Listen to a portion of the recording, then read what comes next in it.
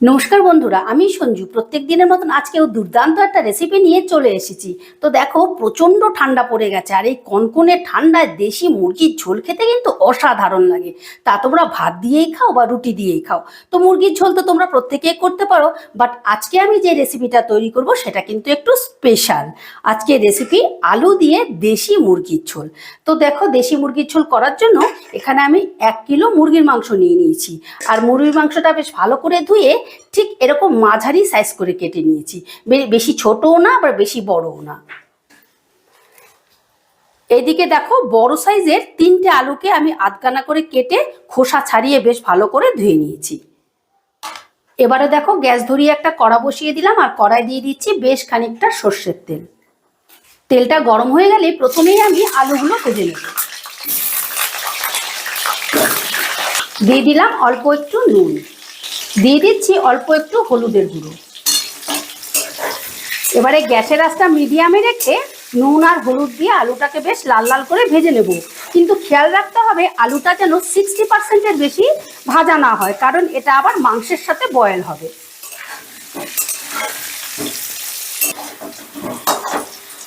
দেখো, আলুগুলোকে আমি হালকা লাল করে ভেজে নিয়েছি। এবারে আমি আলুগুলোকে তুলে নিচ্ছি।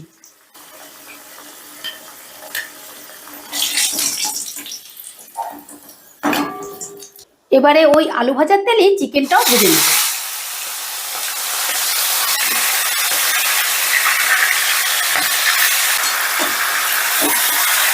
এবারে গ্যাসের আঁচটা বাড়িয়ে দিয়ে চিকেনটা আমি হালকা লাল লাল করে ভেজে নেব। আর এইভাবে যদি তেলে চিকেনটা ভেজে নেওয়া হয় তাহলে কিন্তু অনেকগুলো সুবিধে আছে। প্রথমত, চিকেনটার মধ্যে যেটা স্মেল থাকে সেটা থাকবে না, চিকেনটা খেতে খুব সফট হবে। আর এই চিকেনের তেলে যখন মশলাগুলো ভাজবো তখন সুন্দর একটা গন্ধ বেরোবে। আর তোমাদের ওই গ্রেভিটাও খেতে কিন্তু দারুণ টেস্টি হবে। তাই চিকেন এইভাবে ভেজে নিলে রান্নাটা খুব ভালো হয়।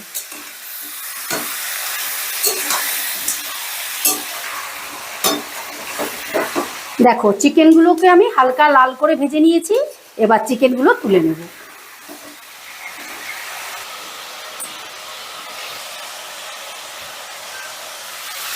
এবার ওই চিকেনের তেলে দিয়ে দিচ্ছি ফোড়ন। ফোড়নে দিচ্ছি এলাচ, দারচিনি, শুকনো লঙ্কা, তেজপাতা, গোটা জিরে। এবারে গ্যাসের আঁচটা লোতে রেখে আমি ফোড়নটা একটু নাড়াচাড়া করে নেব। ফোড়নটা থেকে যখন একটা মিষ্টি গন্ধ বেরোবে তখন দিয়ে দেবো পেঁয়াজ কুচি। ফোড়নটা ভাজা হয়ে গেছে, এবার দিয়ে দিচ্ছি পেঁয়াজ কুচি। এখানে আমি মাঝারি সাইজের 3টে পেঁয়াজকে একদম ঝিরি করে কুচিয়ে নিয়েছি। আচ্ছা, এবারে গ্যাসের আঁচটা মিডিয়ামে রেখে আমি পেঁয়াজটাকে হালকা করে ভেজে নেব, জাস্ট একটু নরম করে নেব।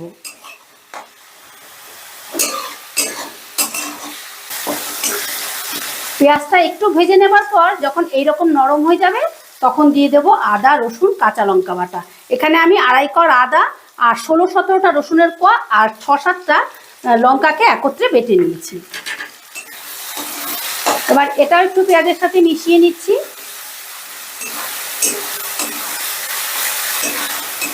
আদা, রসুন আর কাঁচা লঙ্কাটা বেশ ভালো করে মিশিয়ে নিয়ে দিয়ে দিচ্ছি হলুদের গুঁড়ো। এবার হলুদের গুঁড়োটাও বেশ ভালো করে মশলার সাথে মিশিয়ে নেব। আচ্ছা, হলুদের গুঁড়োটা বেশ ভালো করে মেশানো হয়ে গেলেই দিয়ে দিচ্ছি টমেটো বাটা। এখানে আমি মাঝারি সাইজের 2টো টমেটো আর একটা কাশ্মীরি লঙ্কা একত্রে বেটে নিয়েছি। এখানে আমি 2টো টমেটো নিয়েছি, যেহেতু আমি ম্যারিনেশনের সময় টক দই দেবো সেই জন্য 2টো টমেটো নিলাম। আর তোমরা যদি টক দইটা স্কিপ করো সেই ক্ষেত্রে টমেটোটা একটু বেশি নেবে। আচ্ছা, এবার এই মশলাটাকে বেশ ভালো করে কষে নেব। তবে মশলাটা কষা হতে থাক, এদিকে আমি চিকেনটা ম্যারিনেট করে নিচ্ছি। চিকেনটা ম্যারিনেটের জন্য দিয়ে দিচ্ছি স্বাদ মতো নুন, 1 চামচ কাশ্মীরি লঙ্কার গুঁড়ো, 1 চামচ শুকনো লঙ্কার গুঁড়ো, 1 চামচ শাহি গরম মশলা, 2 চামচ ধনের গুঁড়ো, আর দিয়ে দিচ্ছি টক দই। আমি 1 কিলো চিকেনের জন্য 150 গ্রাম টক দই ফেটিয়ে নিয়েছি। এবারে সমস্তটা বেশ ভালো করে মেখে নেব। এই চিকেনটা মেখে মোটামুটি ধরো 5-7 মিনিট রেস্টে রাখলেই হয়ে যাবে, বেশিক্ষণ রেস্টে রাখার কোনো প্রয়োজন নেই। দেখো চিকেনটাকে বেশ ভালো করে মেখে নিয়েছি। এটাকে আমি 5 থেকে 6 মিনিটের মতন ঢাকা দিয়ে দিলাম। মশলাটা বেশ ভালো করে কষা হয়ে গেলে দিয়ে দিচ্ছি টেস্টের ব্যালেন্সের জন্য চিনি। আমি এখানে অল্প একটু চিনি দিলাম। এবার চিনিটাও মশলার সাথে একটু মিশিয়ে নিচ্ছি। চিনিটা বেশ ভালো করে মিশিয়ে নিয়ে দিয়ে দিচ্ছি ভেজে রাখা আলুগুলো। এবার আলুটা দিয়েও প্রায় 3-4 মিনিটের মতন বেশ ভালো করে কষে নেব। বন্ধুরা, এই ঠান্ডার মধ্যে এইরকম যদি দেশি মুরগির পাতলা ঝোল পাওয়া যায়, একেবারে খাবারটা জমে যাবে, কোনো কথা হবে না, এতটা টেস্টি হয়। তাই তোমরা প্লিজ একবার তৈরি করো। যেই প্রসেসে আমি তৈরি করছি এইভাবে একবার তৈরি করো, তারপর কমেন্ট করে জানিও যে রান্নাটা কীরকম ছিল। আলুটাও মশলার সাথে প্রায় 3-4 মিনিট কষে নিয়ে এবারে দিয়ে দিচ্ছি ম্যারিনেট করা চিকেন।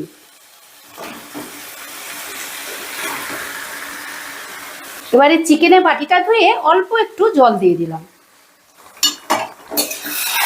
এবারে গ্যাসের আঁচটা একদম হাইতে করে চিকেনটাকে বেশ ভালো করে কষে নেব।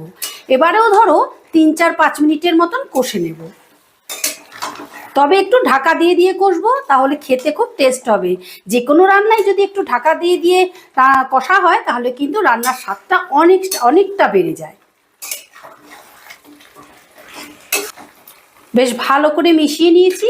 এবারে আমি 4 থেকে 5 মিনিটের মতন ঢাকা দিয়ে দিলাম। 5 মিনিট বাদে ঢাকাটা তুলে নিলাম। আর দেখো চিকেন থেকে কতটা জল বেরিয়েছে। এখন কিন্তু আর আমরা জল দেব না, এই চিকেনের জলেই মাংসটাকে বেশ ভালো করে কষে নেব। তাতে মাংসটা কষাও হয়ে যাবে আর তোমাদের এই চিকেনটাও বেশ খানিকটা সেদ্ধ হয়ে যাবে। তাই বারবার ঢাকা দিয়ে দিয়ে আমি চিকেনটাকে কষিয়ে নিচ্ছি। আবারও একটু উল্টে পাল্টে দিলাম। আবারও আমি 3-4 মিনিটের মতো ঢাকা দিয়ে দিচ্ছি। কিছুক্ষণ বাদে ঢাকাটা তুলে নিলাম। আর দেখো চিকেন থেকে একদম পুরোপুরি তেলটা ছেড়ে দিয়েছে। এখনই দেখতে কতটা লোভনীয় লাগছে না? দারুণ কিন্তু হয় এই দেশি মুরগির ঝোল। আচ্ছা, এবারে এটাকে একটু নেড়ে চেড়ে দিয়ে আমি গ্রেভির জন্য দিয়ে দিচ্ছি জল। গ্রেভিটা তোমরা যেরকম রাখবে সেই মতো জল দিও। তবে আমি ঝোলটা যেহেতু একটু পাতলা রাখবো সেই জন্য আমি একটু বেশি করেই দিলাম। এবার জলের সঙ্গে মশলাটা চিকেনটা একটু ভালো করে মিশিয়ে দিচ্ছি।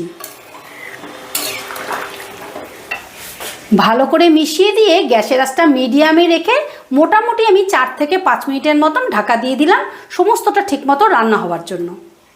5 মিনিট বাদে ঢাকাটা তুলে নিলাম। দেখো আলু আর চিকেন একদম ভালো মতন সেদ্ধ হয়ে গেছে, একদম ভালো মতো সেদ্ধ হয়ে গেছে। আর দেখো তোমাদের দেখাচ্ছি ঠিক এই রকম পাতলা ঝোল রাখলে কিন্তু খেতে বেশি ভালো লাগবে। রান্নাটা ফাইনালি রেডি। এবারে আমি গ্যাসটা অফ করে দিলাম। আচ্ছা, ওপর থেকে দিয়ে দিচ্ছি 1 চামচ গোলমরিচের গুঁড়ো। আর গোলমরিচটা দেখো আমি একদম পাউডার করিনি, দানা দানা করে গুঁড়ো করে নিয়েছি। আর দিয়ে দিলাম 1 চামচ বাটার। এরকম পাতলা ঝোলের মধ্যে যদি এরকম গোলমরিচ আর একটু বাটার দিয়ে নাবাও, খেতে কিন্তু দারুণ লাগে, ফ্লেভারটাও বেশ ভালো আসে। আর শেষে দিয়ে দিলাম অল্প কটা ধনেপাতা। এবারে সমস্তটা আলতো হাতে একটু মিশিয়ে দিচ্ছি।